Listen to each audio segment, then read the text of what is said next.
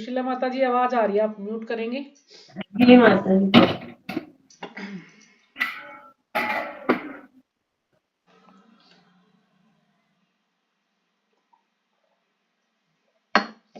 ये प्रार्थना करते हैं।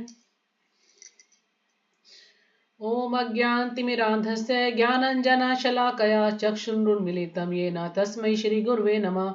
श्रीचैतन्यमनोभीष्टं स्थापितं येन भूतले स्वयं रूपकदा मह्यं ददाति स्वपदान्तिकम्। वन्देऽहं श्रीगुरो श्रीयुतपदकमलं श्रीगुरून् वैष्णवांश्च श्रीरूपं साग्रजातं सहगण रघुनाथं तं सजीवं साद्वैतं सावधूतं परिजनसहितं कृष्णचैतन्यदेवम् श्री राधा कृष्ण पादान सहगण ललिता श्री विशाखान्विताश्च हे कृष्णा करुणा सिंधु दीनबंधु जगतपते गोपेश गोपिका कांत राधा कांत नमस्तुते। तप्त कांचन गौरांगी राधे वृंदावनेश्वरी वृषभानुसुते देवी प्रणमामि हरिप्रिये। वाञ्छाकल्पतरुभ्यश्च कृपा सिन्धुभ्य च पतितानां पावनेभ्यो वैष्णवेभ्यो नमो नमः। जय श्री कृष्ण चैतन्य प्रभु नित्यानंदा श्री अद्वैत गदाधर श्रीवासादि गौर भक्तवृंदा। हरे कृष्णा कृष्णा कृष्णा हरे हरे हरे राम राम राम हरे हरे। नमो विष्णुपादाय कृष्णपृष्ठाय भूतले श्रीमते भक्ति वेदांत स्वामी इति नाम्ने नमस्ते सरस्वते देवे गौरवाणी प्रचारिणे निश्चय शून्य वाली पाशदे तारिणे। नमो विष्णुपादाय कृष्णपृष्ठाय।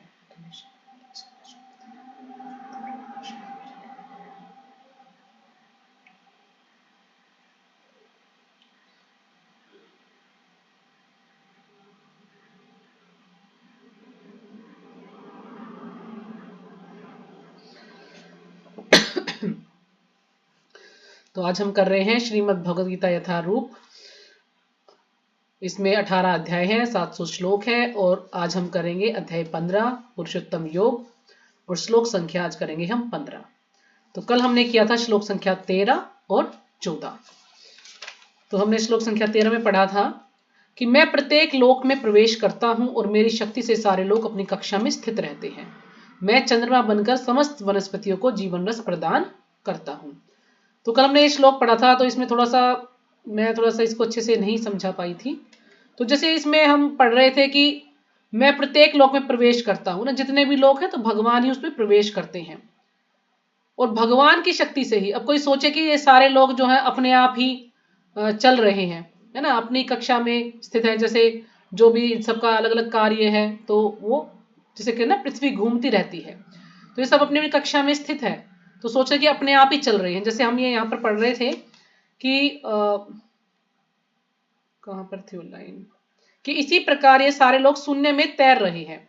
तो शून्य का अर्थ वैसे तो देखा जाए तो जीरो होता है ना, जीरो हिंदी में शून्य बोल देते हैं, इंग्लिश में जीरो बोल देते हैं, लेकिन यहाँ पर है कि इसी प्रकार ये सारे लोग शून्य में तैर रहे हैं। शून्य के कई अर्थ बताए गए हैं। कल मैंने इसको देखा तो इसका अर्थ अवकाश भी है, शून्य का अर्थ आकाश भी है, शून्य का अर्थ खाली स्थान भी है। तो हम इससे यही अंदाजा लगा सकते हैं कि इसी प्रकार सारे लोग शून्य में तैर रहे हैं, यानी आकाश में तैर रहे हैं या किसी स्थान में तैर रहे हैं, और यह सब उनमें भगवान की परम शक्ति के प्रवेश के कारण है। और ये किस कारण से हो रहा है? कि भगवान की शक्ति के कारण से। कोई ये ना सोचे कि वो अपने आप ही तैर रहे हैं, है ना, भगवान की शक्ति के कारण वो ऐसा कर पा रहे हैं, क्योंकि भगवान ने उनको सेवा दी है, भगवान ने उनको शक्ति दी है, जितने भी नक्षत्र हैं ग्रह हैं सबको सेवा दी है भगवान ने, इस कारण से वो ऐसा कर पा रहे हैं। जैसे हमने न्यूटन का उदाहरण भी लिया था कि न्यूटन जो अपने दोस्त को बोलता है कि कोई तो है इस सौरमंडल को चलाने वाला, लेकिन वो कहता नहीं नहीं कोई नहीं है, भगवान नहीं है। जब उसको अपने घर पे बुलाता है, फिर वो दिखाता है कि सौरमंडल किसने बनाया, वो कहता नहीं किसी ने नहीं बनाया, अपने आप ही बन गया। कह रहे नहीं किसी ने तो बनाया, नहीं नहीं किसी ने नहीं बनाया। जब उसको अपनी गलती का एहसास होता है कि हाँ कोई तो है, ये जो ब्रह्मांड को बनाने वाला है, इसको चलाने वाला कोई तो है, कहते ना कोई तो कारण होगा। तो हर चीज के पीछे कोई ना कोई कारण होता है उसको बनाने वाला। तो इसलिए इस ब्रह्मांड को चलाने वाले, इस सृष्टि को बनाने वाले सब कौन करते हैं? भगवान ही करते हैं। तो इसलिए जो भी ये कक्षा में स्थित है, जो अपने अपने कार्य करते हैं, तो ये सब भगवान की शक्ति के कारण ही सारे ये जो भी नक्षत्र हैं ये अपने कार्य करते हैं। तो अगला श्लोक हमने पढ़ा था कि मैं समस्त जीवों के शरीरों में पाचन अग्नि वैश्वानर हूं और मैं श्वास प्रवास प्राण वायु में रहकर 4 प्रकार के अन्नों को पचाता हूं। तो हमने 4 प्रकार के अन्नों के बारे में चर्चा की थी कि 4 प्रकार के अन्न कौन से हैं। एक तो जो निगले जाते हैं, तो जो अन्न निगले जाते हैं उनमें है जैसे कि खीर नहीं, चावल और सूप। कुछ हैं जो कि चबाए जाते हैं, जैसे कि रोटी चबाई जाती है। कुछ चाटे जाते हैं, जो कि चाटने वाले जैसे कि शहद है ना, शहद को चाटा जाता है, या कोई चटनी है उसको चाटा जाता है। कुछ चूसे जाते हैं, चूसने में जैसे गन्ना चूसते हैं है ना, एक सहजन फली होती है उसको भी कहते हैं चूसते हैं, और फिर उसको भी फेंक देते हैं। तो इस प्रकार जैसे आम है, दुशहरी आम, उसको भी चूसा जाता है, इस पर कुछ चूसने वाले हैं। तो इस प्रकार से 4 प्रकार के अन्न हुए ये। लेकिन हमें अब ज्ञान नहीं था तो हम क्या सोचते थे, भाई गेहूं हो गया, चावल हो गया, जवार हो गया, बाजरा हो गया, इस प्रकार से हम 4 अन्न लगाते थे। लेकिन और भी हैं चबाने वाली चीजें। तो इस प्रकार से 4 अन्न भगवान ने इस प्रकार से बताए हैं। जो 4 प्रकार के अन्न है उनको भगवान ही पचाते हैं, हम नहीं पचा सकते। तो देखिए ना कि हम अपने शरीर में जो भोजन हम ग्रहण करें उसको भी नहीं पचा सकते, तो हम तो कुछ कर ही नहीं सकते ना। भगवान की शक्ति के ना, भगवान ने हमें शक्ति दी तभी ये सारा कार्य हो पा रहा है। फिर भी हम क्या बोलते हैं, नहीं ये सब कुछ मैंने बनाया है। हम अपनी इच्छा से कुछ भी नहीं कर सकते हैं, सब कुछ भगवान की इच्छा से ही होता है। कहते ना भगवान की मर्जी से एक पत्ता भी नहीं हिलता। अगर हम कुछ भी करना चाहेंगे तो हम नहीं कर सकते जब तक भगवान अनुमति नहीं देंगे। तो अगला श्लोक पढ़ते हैं, श्लोक संख्या 15। सर्वस्य चाहं हृदेशानिविष्टो मतः स्मृतिर्ज्ञानं पोहनं च वेदैश्च सर्वैरहमेव वेद्यो वेदांत कृत वेद विदेव चाहम्। तो जो भी माता जी पढ़ना चाहे पढ़ सकते हैं।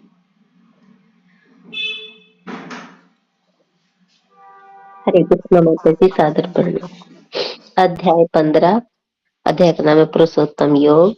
इसमें 20 श्लोक हैं और अब हम 15वें श्लोक पर हैं। हरे कृष्ण। सर्वस्य चाहं हृदि सन्निविष्टो मते स्मृतिर्ज्ञानं पोहनं च वेदैश्च सर्वैर्मेव वेदो वेदान्तकृद्वेदविदेव। हरे कृष्ण। हाँ जी, हरे कृष्ण। और कोई? हरे कृष्ण माता जी। हरे कृष्ण माता जी, दंडवत प्रणाम। सभी भक्तों को दंडवत प्रणाम। श्रीमद् भगवत गीता यथारूप श्लोक अध्याय 15, श्लोक संख्या 15। सर्वस्य चाह हृदि सन्निविष्टो मते स्मृति ज्ञानं मोहनं च वेदश्च सर्वेऽहमेव वेदो वेदांत कृदेव चाहम। हरे कृष्ण माता जी। हरे कृष्ण माता जी, दंडवत हाँ प्रणाम। जी, हरे सभी के कृष्ण। चरणों में दंडवत प्रणाम।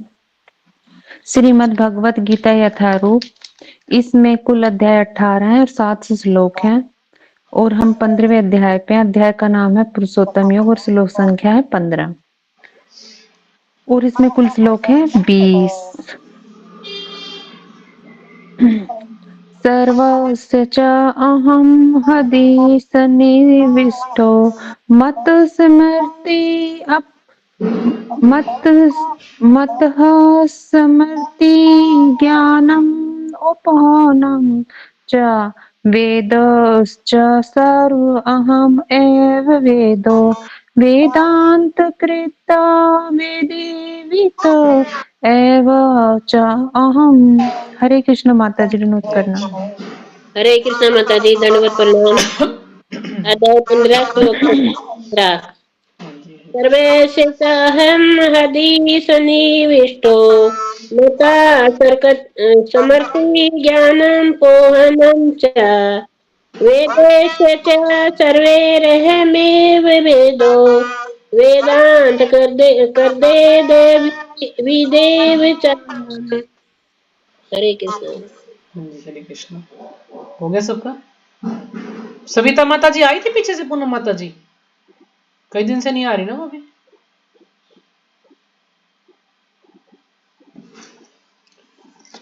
तो शब्दार्थ, सर्वस्य समस्त प्राणियों, च तथा अहम मैं, हृदय में, सन्निविष्ट स्थित, मतः मुझसे, स्मृति स्मरण शक्ति, ज्ञानम ज्ञान, अपोहनम विस्मृति, च तथा, वेद ही वेदों के द्वारा, च भी सर्वई समस्त, अहम मैं हूँ, एव निश्चय ही वेद्य जानने योग्य ज्ञे वेदांत कृत वेदांत के संकलन करता वेदवित वेदों के ज्ञाता एव निश्चय ही चय तथा अहम मैं।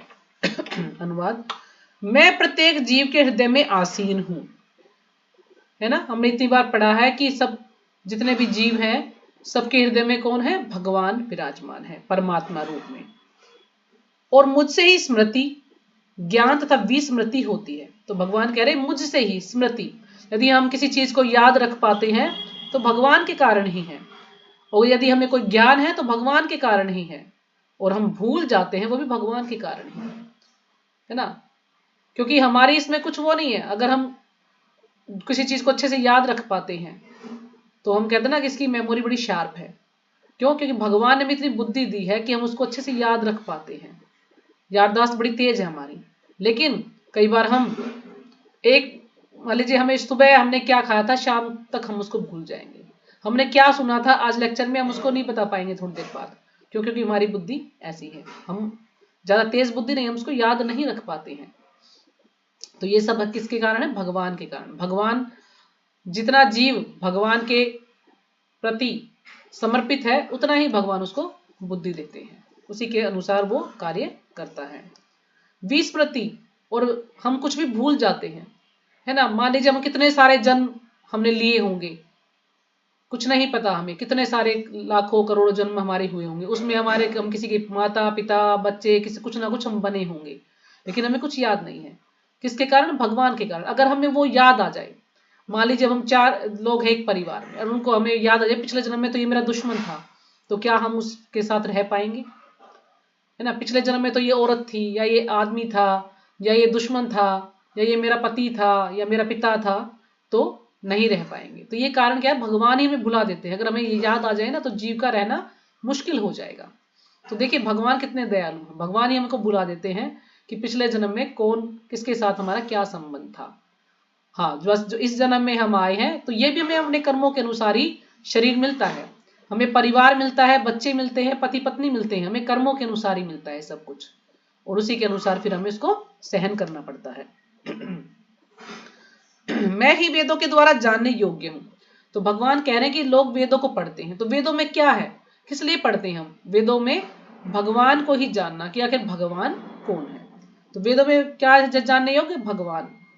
निसंदेह मैं वेदांत का संकलन करता तथा समस्त वेदों का जानने वाला हूं।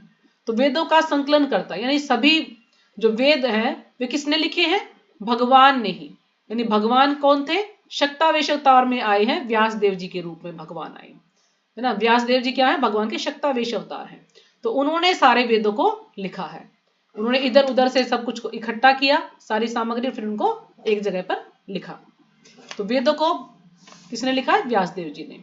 और समस्त वेदों का जानने वाला मैं हूं, यानी भगवान ही सभी वेदों को जानने वाले हैं, क्योंकि वेद जो है भगवान से ही आए हैं, और कोई व्यक्ति इनको नहीं जानता है। हाँ, लेकिन जब भगवान ने सबको दिया तो पहले के समय में जो ऋषि मुनि थे उनकी मेमोरी इतनी तेज थी कि पहले वेदों को लिखा नहीं जाता था, पहले उनको याद किया जाता था। बस उन्होंने जो है अपने गुरु से सुना, फिर उन्होंने अपने आगे अपने शिष्यों को दिया, उन्होंने अपने शिष्यों को दिया, इस प्रकार से सबको याद हो जाता था। लेकिन जब व्यास देव जी ने देखा कि कलयुग में तो लोग ऐसे होंगे कि उनकी बुद्धि बिल्कुल मंद होगी, झगड़ालू किस्म के लोग होंगे, तो फिर उन्होंने सोचा कि वेदों को लिखना जरूरी है, ताकि जो कलयुग के लोग हैं वो इसको समझ पाएंगे, क्योंकि उनकी बुद्धि इतनी मंद होगी कि वो थोड़ी देर की बात भी भूल जाएंगे, उनको कुछ याद ही नहीं रहेगा। इस कारण से इन वेदों को लिखा गया था। तो हम पढ़ते हैं तात्पर्य श्रीपाद जी के द्वारा। श्रीपाद जी की जय। परमेश्वर परमात्मा रूप में प्रत्येक जीव के हृदय में स्थित है। तो हम ये बात बार बार सुन रहे हैं कि सभी जीवों के हृदय में परमात्मा है, और उन्हीं के कारण सारे कर्म प्रेरित होते हैं, और भगवान के कारण ही सारे कर्म प्रेरित होते हैं। यानी जीव जो है कर्म करने के लिए प्रेरित होता है, वो अपने कर्मों को फिर से करता है, क्योंकि क्यों? भगवान जो है परमात्मा रूप में हमारे हृदय में है। अब जीव भगवान का नाम लेना चाहता है तो भगवान उसको उसी तरफ से मोड़ देते हैं, है ना। उसको यानी इस प्रकार से लोगों से मिलवा देते हैं, ऐसी व्यवस्था कर देते हैं कि वो भगवान का नाम ले पाता है। और जीव यानी इच्छा करता है कि उसको कुछ और कार्य करना है ना, या को गलत कार्य करना है, किसी का मर्डर करना है, तो उस तरफ से उसकी बुद्धि को मोड़ देते हैं भगवान, और फिर वो उसको वैसी व्यवस्था कर देते हैं, वो किसी का खून कर देता है। तो यानी वही हमें कर्म करने के लिए प्रेरित करते हैं। जैसे कि हम 13वें अध्याय में एक श्लोक पढ़ा था, उपद्रष्टा अनुमंता च भर्ता भोक्ता महेश्वरा। याद है आप सबको? ये श्लोक पढ़ा था हमने 13वें अध्याय में, अभी निकालती हूं मैं, 23वां श्लोक है ये। उपद्रष्टा अनुमंता च भर्ता भोक्ता महेश्वरः परमात्मेति चाप्युक्तो देहे अस्मिन् पुरुषः परा।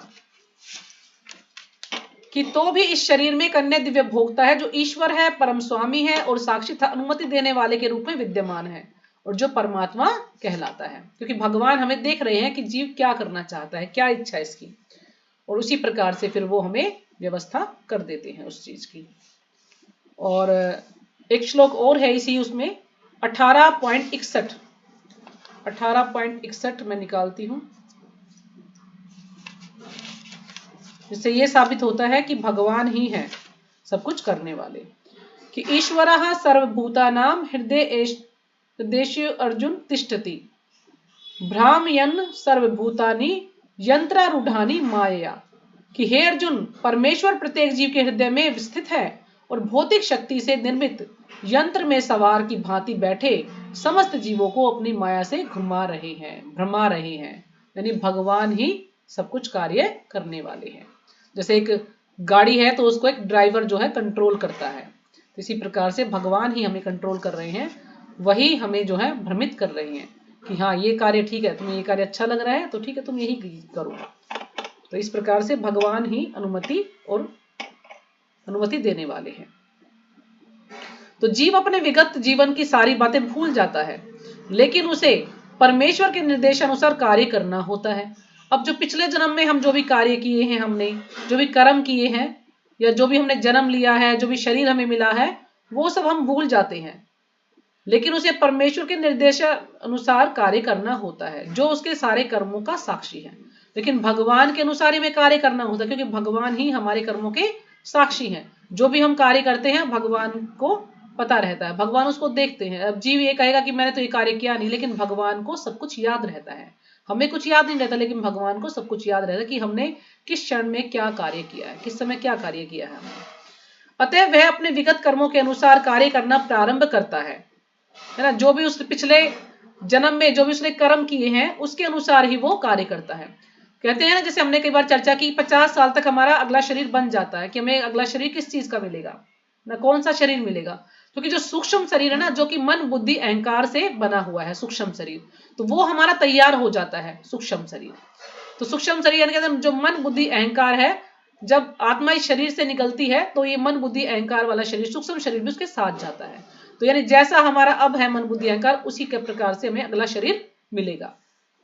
तो उसके अनुसार जो भी हमने कर्म किए हैं उसी के अनुसार हमें आगे कर्म करने पड़ेंगे, है ना। कुछ संस्कार जैसे हमारे अंदर रह जाते हैं, जैसे किसी जीव को खाना बनाना बहुत अच्छा लगता है, तो उसको कुछ ना कुछ ऐसा रहेगा कि हाँ ये कार्य मैं करूं, अगले जन्म में भी वो ये कार्य करना चाहेगा। किसी को पानी से डर लगता है तो वो उस अगले जन्म में पानी से डरेगा। हो सकता है पानी के कारण उसकी मौत हुई हो या बिजली के कारण उसकी मौत हुई हो, तो उसको कुछ ना कुछ संस्कार रहते हैं, वो उन चीजों से डरता है। या उसका कोई शौक है, किसी को फुटबॉल खेलना अच्छा लगता है, किसी को क्रिकेट खेलना अच्छा लगता है, तो वो संस्कार उसके अंदर रह जाते हैं। अगले जन्म में भी वो इसके लिए प्रयास करते हैं। जैसे कुछ लोगों ने भक्ति की है, मान लीजिए हमने अब भक्ति की है, तो हमारा जो भक्ति का जो ज्ञान है वो कभी नष्ट नहीं होता है। हाँ, ये जो हम भौतिक ज्ञान लेते हैं वो नष्ट हो जाएगा, वो हमें दोबारा से करना पड़ेगा, पढ़ना पड़ेगा। लेकिन ये भौतिक आध्यात्मिक ज्ञान कभी नष्ट नहीं होता है। हमने थोड़ी सी भी भक्ति की है तो अगले जन्म में हम उससे आगे भक्ति करेंगे, वो हमारा जो है संचित हो जाएगा, वो भक्ति जो ज्ञान है वो संचित हो जाएगा। जैसे हम कई बच्चों को देखते ना, जैसे अभी भागवत प्रभु के बारे में कितनी चर्चा है ना मीडिया में। हम यूट्यूब पे कई बार देखते हैं उनकी वीडियो, छोटा सा बच्चा 4-5 साल का, कितना ज्ञान है उसको, है ना। सब लोग उसको बुलाते हैं अपने वहां पर लेक्चर करवाने के लिए, सबको भगवान के बारे में ज्ञान देता, कृष्ण की जो है हरे कृष्ण महामंत्र जपो। तो यानी उस बच्चे ने पहले भी जन्म में भक्ति की है, इस कारण से वो थोड़ा सा जैसे ही समझदार हुआ है तभी से बचपन से ही वो भक्ति करने लग गया है। कुछ लोग बचपन से ही करताल बजाना सीख जाते हैं, मृदंग बजाना सीख जाते हैं, और कुछ बच्चे ऐसे उनको कितना भी कहो फिर भी नहीं सीखते। तो यानी उनके पिछले जन्म के कुछ संस्कार है, कुछ भक्ति उन्होंने की है, इस कारण से वो इस जन्म में कर रहे हैं। अतः वे अपने विगत कर्मों के अनुसार कार्य करना प्रारंभ करता है। इसके लिए आवश्यक ज्ञान तथा स्मृति उसे प्रदान की जाती है। तो उसके कर्मों के अनुसार ही उसे ज्ञान और स्मृति प्रदान की जाती है, लेकिन वह विगत जीवन के विषय में भूलता रहता है। लेकिन जो पिछले जन्म में उसने जो कर्म किए थे उसके बारे में वो भूल जाएगा। इस प्रकार भगवान न केवल सर्वव्यापी हैं, अपितु वे प्रत्येक हृदय में अंतर्यामी भी है। अब भगवान सब जगह है, सर्वव्यापी है भगवान, और भगवान लेकिन अंतर्यामी भी है। भगवान हमारे अंदर की बात जानते हैं कि हम किस समय क्या सोच रहे हैं, हम क्या करना चाह रहे हैं, भगवान सब कुछ जानते हैं। वे विभिन्न कर्म फल प्रदान करने वाले हैं, है ना। जो भी हम कर्म करते हैं उसका फल प्रदान करते हैं भगवान हमें। अपितु वे प्रत्येक हृदय में वे न केवल निराकार ब्रह्म तथा अंतर्यामी परमात्मा के रूप में पूजनीय है ना। भगवान को कोई निराकार के रूप में पूजता है तो भगवान निराकार भी है, क्योंकि भगवान का जो प्रकाश है वो निराकार माना जाता है। और भगवान जो है अंतर्यामी परमात्मा के रूप में भी, यानी परमात्मा के रूप में भी कुछ लोग उनको पूजते हैं। अपितु वे वेदों के अवतार के रूप में भी पूजनीय है। अब वेदों का अवतार के रूप में भी पूजनीय है। वेद लोगों को सही दिशा बताते हैं, जिससे वे समुचित ढंग से अपना जीवन ढाल सके और भगवान के धाम को वापस जा सके। तो वेद क्या है? वेद हमें सही दिशा दिखाते हैं कि आखिर हमें कौन सा कार्य करना चाहिए, है ना। सही गलत का हमें पता लगता है वेदों को पढ़ने से, और जब हम उनको अच्छी तरह से अपनाते हैं, अच्छी तरह से पढ़ते हैं, अध्ययन करते हैं नियमित रूप से, तो फिर हम भगवान के धाम जा सकते हैं। वेद भगवान कृष्ण विषय ज्ञान प्रदान करते हैं और अपने अवतार व्यासदेव के रूप में कृष्ण ही वेदांत सूत्र के संकलन करता है। तो वेद क्या है? वेद भगवान कृष्ण का विषय ज्ञान प्रदान करते हैं। तो जो भी कृष्ण के बारे में जो भी ज्ञान है उसको प्रदान करते हैं वेद। और वेद को लिखा किसने है? वे अपने अवतार व्यासदेव के रूप में कृष्ण ही वेदांत सूत्र के संकलन करता है। यानी वेदों की रचना किसने की है? व्यासदेव ने। और व्यासदेव क्या है? भगवान के शक्तावेश अवतार हैं। भगवान ने उनको इतनी शक्ति दी है कि वो सारे वेदों को लिख पाए हैं। व्यासदेव द्वारा श्रीमद् भागवत के रूप में किया गया वेदांत सूत्र का भाष्य वेदांत सूत्र की वास्तविक सूचना प्रदान करता है। तो व्यासदेव द्वारा श्रीमद् भागवत के रूप में, अब जो वेदांत सूत्र है वो क्या है? श्रीमद् भागवतम है। तो श्रीमद् भागवतम के रूप में किया गया वेदांत सूत्र का भाष्य वेदांत सूत्र की वास्तविक सूचना प्रदान करता है। यानी वेदांत सूत्र में क्या है, ये सब कुछ हमें उससे ज्ञान प्राप्त होता है भागवतम पढ़ने से।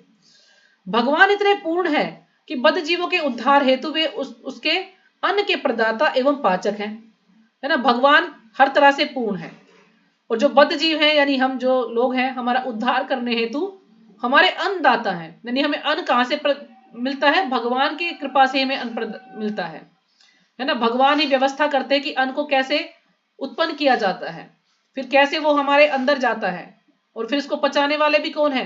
भगवान ही है। हम उसको पचा भी नहीं सकते। तो इन दोनों प्रकार से भगवान ही हमें सब कुछ प्रदान करते हैं, अन्न प्रदान भी करते हैं और उसको पचाते भी हैं।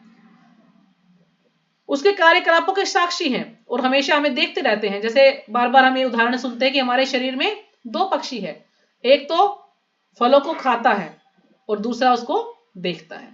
तो भगवान हमें देखते हैं कि जीव अब क्या करने जा रहा है, ये कब मेरी तरफ मुड़ेगा, तो भगवान इसका इंतजार करते हैं, देखते हैं। तो यानी साक्षी हैं वो हमारे। तथा वेदों के रूप में ज्ञान के प्रदाता हैं, और जो वेदों के रूप में जो विज्ञान हो वो उसको प्रदान करने वाले हैं भगवान। तो वेदों में जानने योग्य क्या है? कृष्ण को ही जानना है। वे भगवान श्री कृष्ण के रूप में भगवद गीता के शिक्षक हैं। यानी भगवान कृष्ण के रूप में क्या है? भगवद गीता के शिक्षक हैं, क्योंकि भगवान ने ही अर्जुन को गीता का ज्ञान दिया था। वे बद्धजीव द्वारा पूज्य हैं, और जितने भी हम बद्धजीव हैं सबके द्वारा पूजित हैं। हम भगवान की पूजा करते हैं। इस प्रकार ईश्वर सर्व कल्याण प्रद तथा सर्व दया में है। तो भगवान क्या है? सर्व कल्याण, भगवान सबका उद्धार करने वाले, सबका कल्याण करने वाले हैं, और सर्व दया में, और सभी जीवों पर दया करने वाले हैं। भगवान बहुत दयालु हैं। अंतः प्रविष्टः शास्ता जनानाम, जीव जो ही अपने शरीर को छोड़ता है इसे भूल जाता है ना। हम भूल जाते हैं कि हमने पहले किस शरीर में थे। हमें अगला शरीर मिल जाता है, फिर हम उसके अनुसार कार्य करते हैं, और जो पहला शरीर था उसको हम भूल जाते हैं। जैसे कि एक व्यक्ति था, वो डॉक्टर के पास गया, उसने कहा कि मुझे जो है बीमारी है एक। उसने कहा क्या बीमारी? कि भाई मैं कुछ भी भूल जाता हूं, मुझे कुछ याद ही नहीं रहता, कुछ याद नहीं रहता। तो डॉक्टर ने पूछा कि अच्छा ये बीमारी तुम्हें कब से है? तो ये भूल ही गया कि वो डॉक्टर के पास क्यों आया था। पहले उसने बता दिया कि मैं सब कुछ भूल जाता हूं, लेकिन फिर डॉक्टर ने पूछा कि बीमारी कब से है, तो उसको याद ही नहीं आया। उसने कहा कि मुझे पता ही नहीं कि मैं यहाँ क्या करने आया हूं। तो देखिए जीव की ऐसी स्थिति है, हम बहुत जल्दी बातों को भूल जाते हैं। लेकिन परमेश्वर द्वारा प्रेरित होने पर वह फिर से काम करने लगता है। हम भूल जाते हैं कि पहले हमारा कौन सा शरीर था, और जब हमें नया शरीर मिलता है तो हमें उसके अनुसार कार्य करने लगते हैं। तो भगवान ही हमें भुला देते हैं, फिर भगवान ही हमें प्रेरित करते हैं कि अब हमें इस शरीर के अनुसार ही कार्य करना है। यद्यपि जीव भूल जाता है, लेकिन भगवान उसे बुद्धि प्रदान करते हैं, जिससे वह अपने पूर्व जन्म के अपूर्ण कार्य को फिर से करने लगता है। यानी भगवान ही हमें बुद्धि देते कि हमें पिछले जन्म में जो कार्य किया था, अब हम उसको भूल गए हैं, वो शरीर हमने छोड़ दिया, दूसरा शरीर ग्रहण किया है, तो उसके अनुसार फिर हम जो अपना जो कार्य हमने अधूरा छोड़ा है उसको हम अच्छे से पूरा कर पाते हैं। अतएव जीव अपने हृदय के में स्थित परमेश्वर के आदेशानुसार इस जगत में सुख या दुख का केवल भोग ही नहीं करता है, अपितु उनसे वेद समझने का अवसर भी प्राप्त करता है। अब हम इस भौतिक संसार में आए हैं, तो ऐसा नहीं कि हम सुख दुख भोगने के लिए ही आए हैं। हम सुख दुख भोगने के तो आए हैं क्योंकि हमने कर्म ऐसे किए हैं, इसी कारण से हमें सुख दुख भोगना पड़ेगा। लेकिन उसके साथ साथ हमें एक अवसर और दिया जाता कि हम उससे अपने आप को बाहर निकाल सके, है ना, हम भगवान का ज्ञान ले सके और उससे हम इस भौतिक संसार से विरक्त हो जाएं और इससे छोड़कर हम भगवान के धाम चले जाएं। तो ये अवसर भी भगवान हमें देते हैं ताकि हम वेदों को समझें, और वेदों को समझे कि वेदों में जानने योग्य क्या है भगवान, और भगवान के साथ अपना संबंध बनाए और फिर भगवान की सेवा करें और फिर हम भगवान के धाम चले जाएं। यानी पहले हमें भगवान से संबंध बनाना है, फिर क्या करना है, अभिदेय। अभिदेय यानी फिर उनकी सेवा करनी है, और सेवा करने के बाद हमें क्या फल प्राप्त होगा, वो है प्रयोजन। यानी हमारा लक्ष्य क्या है, भगवान को प्राप्त करना। तो फिर हम जो है इस भौतिक संसार से बाहर निकल सकते हैं। यदि कोई ठीक से वैदिक ज्ञान पाना चाहे तो कृष्ण उसे आवश्यक बुद्धि प्रदान करते हैं, है ना। कोई वैदिक ज्ञान प्राप्त करना चाहता है तो भगवान फिर उसको उसकी के अनुसार बुद्धि प्रदान करते हैं। वे किस लिए वैदिक ज्ञान प्रस्तुत करते हैं? इसलिए कि जीव को कृष्ण को समझने की आवश्यकता है, तो हमें भगवान को समझना है। इसकी पुष्टि वैदिक साहित्य से होती है। यो सौ सर्वे वेद गीयते, चारों वेदों, वेदांत सूत्र तथा उपनिषदों एवं पुराणों समेत सारे वैदिक साहित्य में परमेश्वर की कीर्ति का गान है। तो जो भी हमारे उपनिषद हैं, 108 उपनिषद हैं, कुछ पुराण हैं, 18 पुराण है शायद, वेदांत सूत्र हैं, 4 वेद हैं, इस प्रकार से इतने सारे ग्रंथ हैं। उनमें सब में क्या है, सिर्फ भगवान की कीर्ति का ही गान है, भगवान की महिमा के बारे में ही उसमें बताया गया है। उन्हें वैदिक अनुष्ठानों द्वारा, वैदिक दर्शन की व्याख्या द्वारा तथा भगवान की भक्ति में पूजा द्वारा ही प्राप्त किया जाता है। तो यानी वैदिक अनुष्ठानों द्वारा ही हम भगवान को प्राप्त कर सकते हैं, वैदिक दर्शन की व्याख्या के द्वारा और भक्ति में पूजा द्वारा। यानी हम जब शास्त्रों को पढ़ते हैं तो हमें पता लगता है कि भगवान कौन है, भगवान के साथ हम कैसे अपना संबंध बना सकते हैं और भगवान की पूजा करेंगे किस प्रकार से, तो तभी हम जो है भगवान को प्राप्त कर सकते हैं। अतएव वेदों का उद्देश्य कृष्ण को समझना है। तो वेदों का क्या उद्देश्य है, कृष्ण को समझना।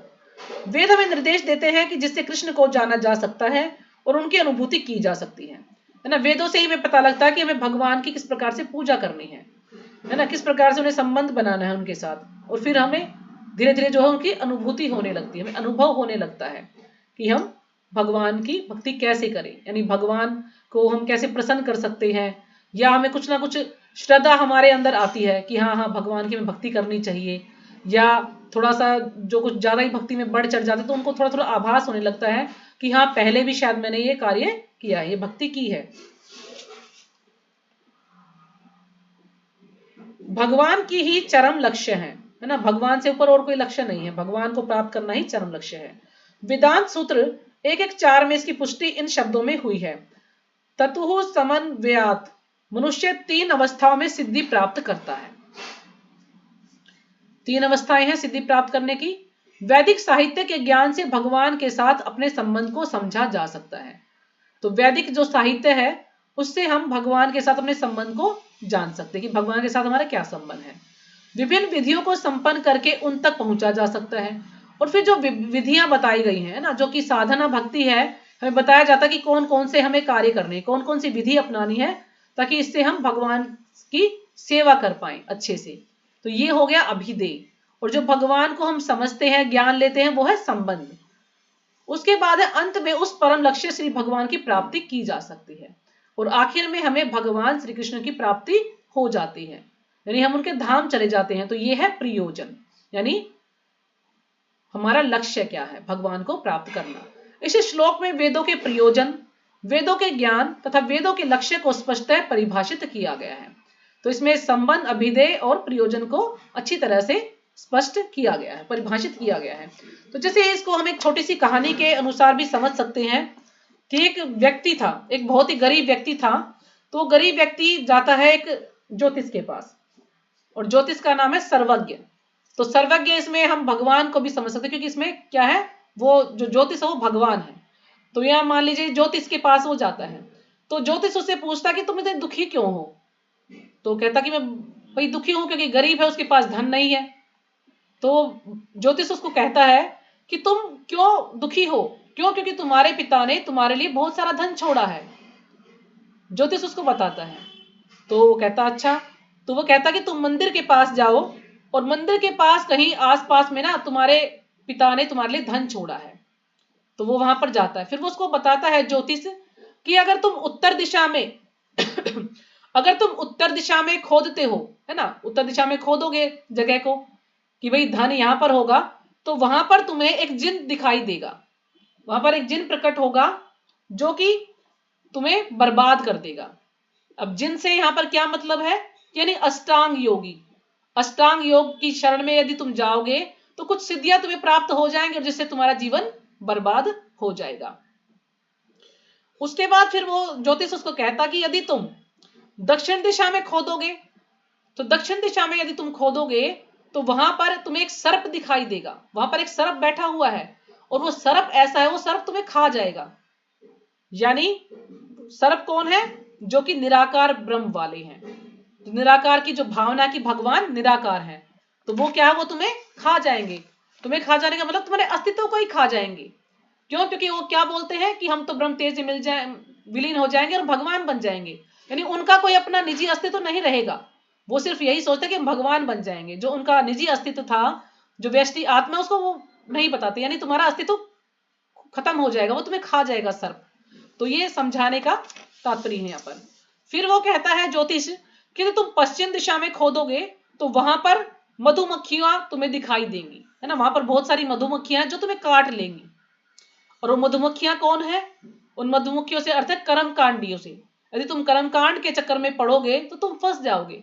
तुम सिर्फ बस कर्मकांड करोगे कि मैं स्वर्ग चला जाऊं, मैं उस लोक में चला जाऊं, मैं इस लोक में चला जाऊं, बस उसमें ही फंस कर रह जाओगे बस। फिर वो ज्योतिष उसको कहता है यदि तुम पूर्व दिशा में खोदोगे, अगर तुम पूर्व दिशा में खोदोगे तो वहां तुम्हें थोड़ा धन प्राप्त होगा। थोड़ा धन प्राप्त यानी तुम्हें थोड़ा सा ज्ञान प्राप्त होगा।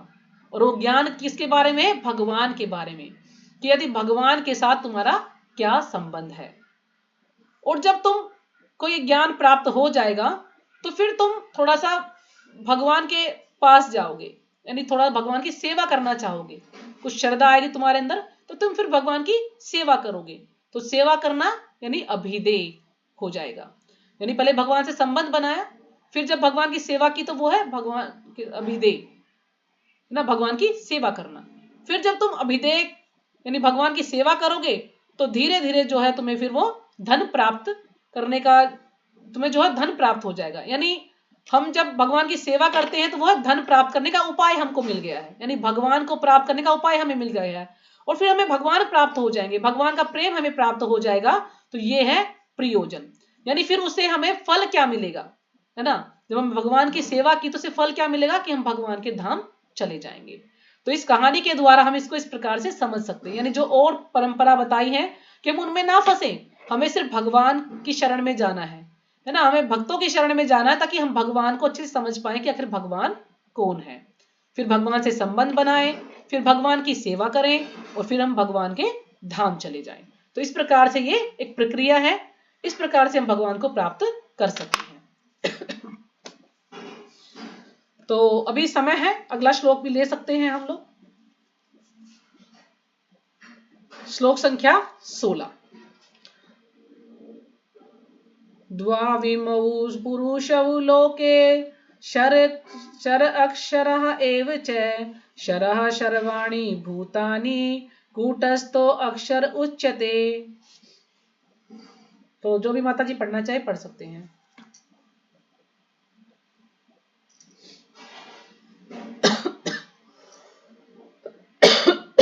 हरे कृष्ण माता जी सादर पर श्लोक संख्या 16।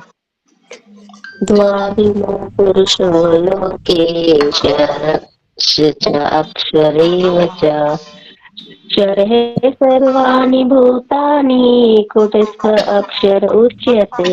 हरे हरे कृष्ण माता दी। श्लोक संख्या 16। द्वाविमो पुरुषो लोके सर्वक्षर एव च सर्वे सर्वाणि भूतानि कुत्सतो अक्षर उच्यते। हरे हरे कृष्ण। कृष्णा माता जी प्रणाम। श्लोक संख्या 16। द्वाविमो पुरुषो लोके अक्षर एव च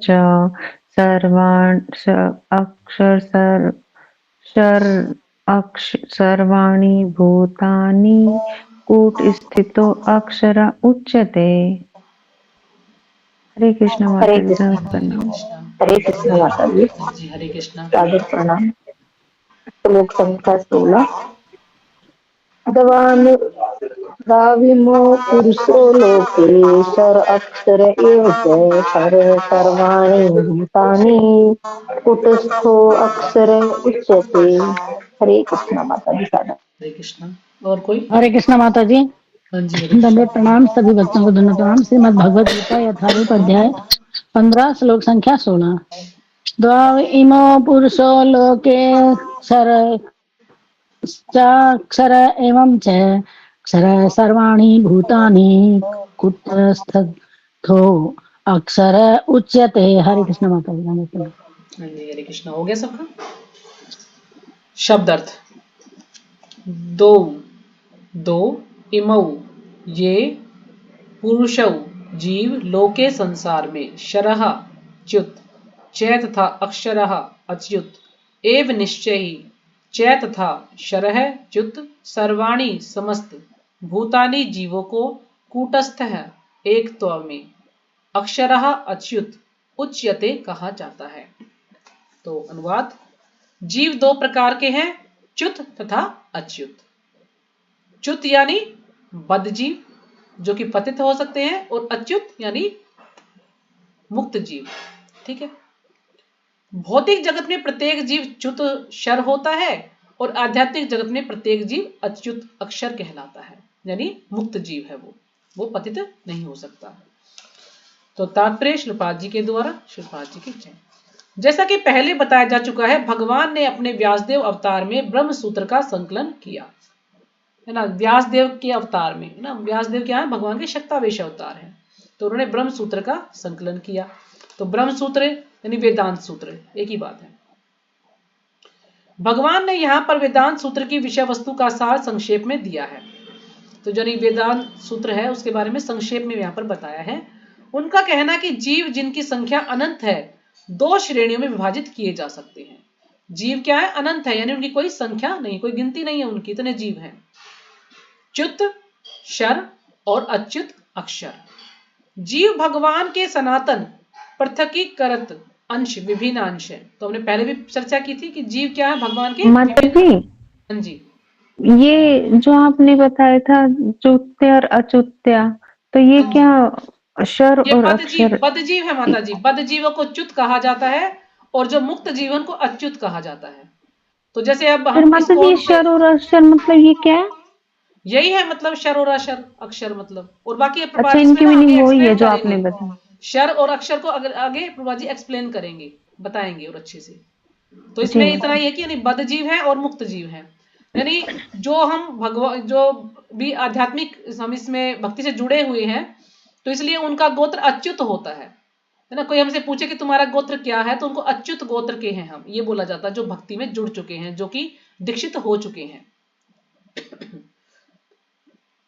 तो जीव भगवान के सनातन पृथकीकृत अंश विभिन्नांश है, यानी भगवान के हम क्या है, विभिन्न अंश है, और जो भगवान के अवतार है वो भगवान के स्वांश है, स्वांश अवतार, हम विभिन्न अंश है, यानी भगवान से हम अलग हैं। जब उनका संसर्ग भौतिक जगत से होता है तो वे जीव भूत कहलाते हैं। जब इन जीवों का संसर्ग भौतिक जगत से होता है ना, भौतिक जगत से इनका संपर्क होता है, संग करते हैं, तो वे जीव भूत कहलाते हैं। यहां पर शरह सर्वाणी भूतानी पद प्रयुक्त हुआ है, जिसका अर्थ है जीव च्युत है। तो शर का अर्थ वही है कि जीव क्या है, च्युत है, जीव जो है बद्ध जीव है, यानी वो पतित है। लेकिन जो जीव परमेश्वर से एकत्व स्थापित कर लेते हैं वे अच्युत कहलाते हैं। अब जो भगवान के साथ एकत्व स्थापित कर लेते हैं, एकत्व का मतलब यह नहीं कि हम भगवान बन जाएंगे, है ना, यानी हम भगवान के साथ अपना संबंध स्थापित कर लेते हैं। भगवान से जब हम जुड़ जाते हैं तो फिर हम अच्युत कहलाते हैं। एकत्व का अर्थ यह नहीं है कि उनकी निजी सत्ता नहीं है, बल्कि यह कि दोनों में भिन्नता नहीं है। यानी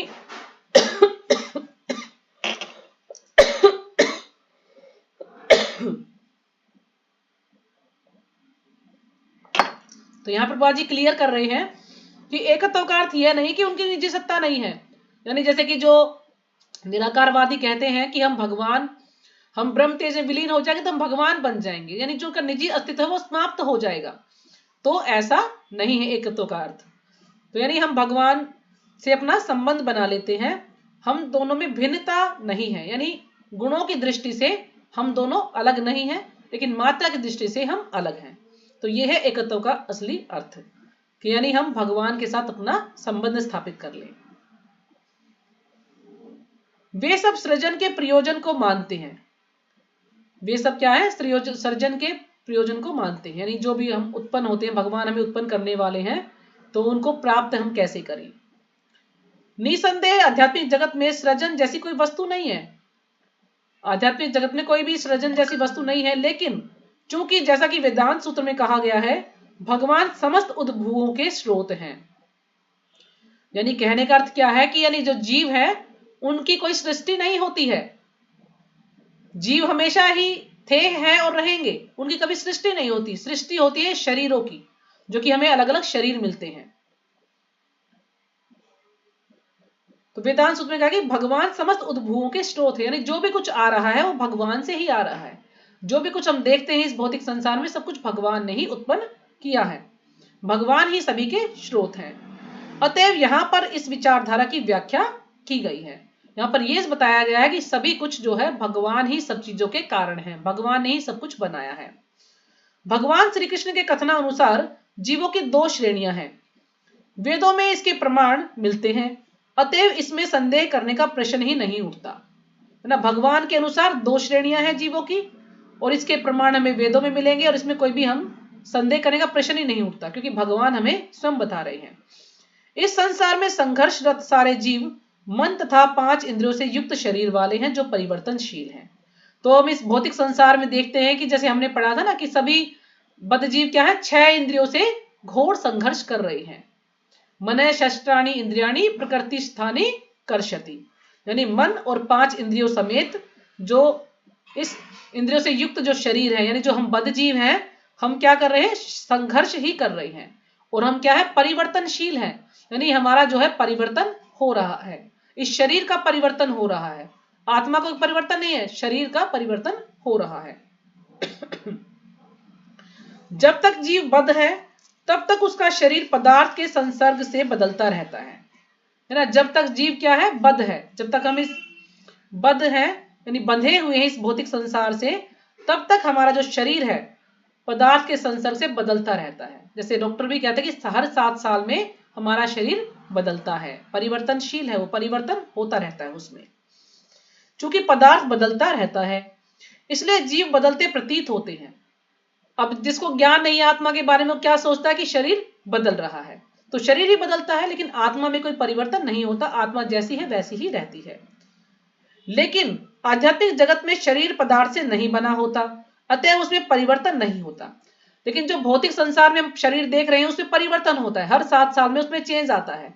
लेकिन जो आध्यात्मिक जगत में जो हमें शरीर मिलता है वो ऐसा शरीर मिलता है, चिन्मय शरीर मिलता है, उसमें कोई भी परिवर्तन नहीं होता, वो सेम ऐसा ही रहता है। माता जी 7 साल तो बहुत ज्यादा है, हर साल ही लगता है अपने शरीर में खुद ही चेंज। हाँ हाँ वो तो है ही, लेकिन जैसे मैंने सुना था कि 7 साल में बिल्कुल चेंज हो जाता है थोड़ा थोड़ा। जैसे अब हम इतना देख लो, हम छोटे जब बच्चे थे तो उस समय हमारी शक्ल क्या थी, है ना, अभी हमारी शक्ल क्या है, और जब बूढ़े हो जाएंगे तो बिल्कुल ही ऐसे हो जाएंगे, पहचान ही नहीं पाएगा कोई कि ये वही व्यक्ति है क्या। तो कितना चेंज आ जाता है धीरे धीरे ना सब में। लेकिन जो मुक्त जीव है, यानी जिनको आध्यात्मिक शरीर प्राप्त हो चुका है, उनमें कोई चेंज नहीं आएगा।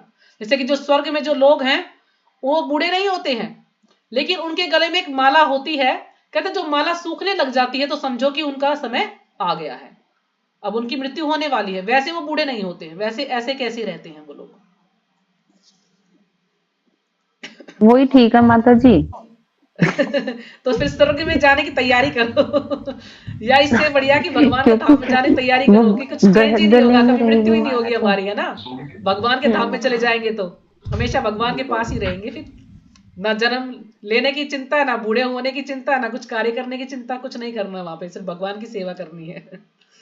तो हमें ऊंचा सोचना चाहिए और भी, है ना, भगवान के धाम चले जाए हम। लेकिन आध्यात्मिक जगत में शरीर पदार्थ से नहीं बना होता, अतः उसमें परिवर्तन नहीं होता। भौतिक जगत में जीव 6 परिवर्तनों से गुजरता है ना। भौतिक जगत में 6 परिवर्तन होते हैं। जन्म, पहले जन्म होता है, फिर वृद्धि यानी थोड़ा सा फिर बढ़ता है, अस्तित्व, फिर उसका शरीर पूरा बन जाता है, फिर प्रजनन, फिर वो बच्चे पैदा करता है, और क्षय, फिर वो थोड़ा सा बूढ़ा होता है, और फिर विनाश यानी फिर उसकी मृत्यु हो जाती है। ये भौतिक शरीर के परिवर्तन, यानी 6 परिवर्तन होते हैं इस भौतिक शरीर में। लेकिन आध्यात्मिक जगत में शरीर परिवर्तन नहीं होता, लेकिन जो मुक्त जीव हैं उनके अंदर कोई भी परिवर्तन नहीं होता है। वहां न जरा है, न जन्म है, न मृत्यु है, वहां पर कुछ नहीं है, न बूढ़ा है होता है व्यक्ति, न जन्म लेता है, न मृत्यु होती है। वे सब एक अवस्था में रहते हैं, एक अवस्था में, यानी वो जैसे हैं वैसे ही रहते हैं, सेम, उनमें कोई भी परिवर्तन नहीं होता है।